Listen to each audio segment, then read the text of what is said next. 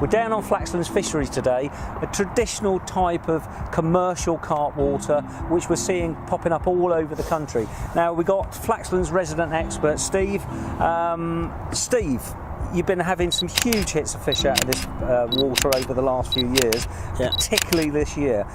I know you're doing something different than you. Can you show us what you've been doing on this type of water? Yeah, certainly. I think from, like I said, I've fished this quite a few years now. One thing I noticed that the carp were holding extremely tight to the far bank. So when I switched over to these pellet feeders, I noticed that the presentation, it was keeping in the actual feeder for longer, so the nuisance fish weren't destroying my presentation, and I was getting quicker bites. So by presenting this up against the bank extremely tight whilst feeding over the top, that's definitely been like the biggest edge, certainly this season and moving forwards. So it's an inline feeder coming through, connector inside, which is connecting your small hook with the bait band. Yeah, that's a little bait banded rig. Basically these are little method rigs, so pre-designed for this sort of style of fishing.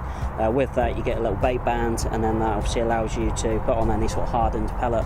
And for the last few seasons at least, you know, that hasn't changed for me. I've been using our boosted pellets. We've got a few new flavours, one of which is the plum, which has done extremely well for us.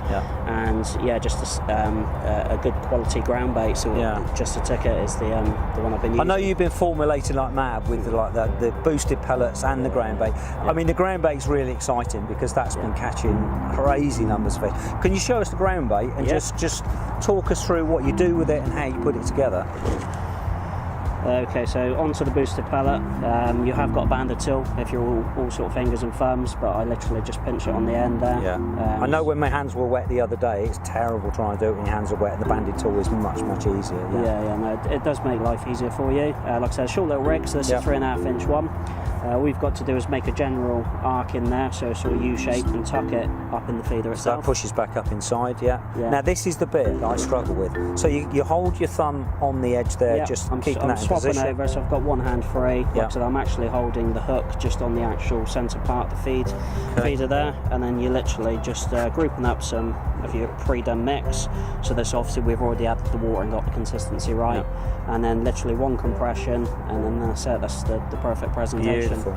So it's all in a nice little package. You can get right tight into the banks of the far side foliage without snagging up anything. And I notice you're feeding constantly. No, that is probably again another really big edge that I can give, certainly on these waters. You know, not many people down here are doing it, believe it or not, but there's thousands and thousands of fish in here, and what you want to do is build up competition amongst those fish. So you've got to do that by obviously introducing the bait, so by constantly feeding. So the more fish you can pull into one area, obviously the more chances you're going to get. And I mean, looking by the number of fish you've got in that little hole over there now, I mean, I think we ought to get the feeder out and see how it works, and see if we can put one on the bank.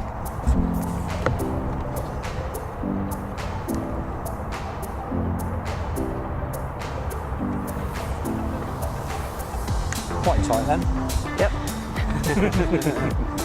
Tight is key. So as soon as the rod goes down, it's straight on the pellets and you can carry on feeding. So all I'm going to do is like 4 or 5 into the pouch, and then just continuously stream that up until we start getting takes, which hopefully won't be too long. God, this fish pushing the roots out over there. Look at it. Oh, and there you go.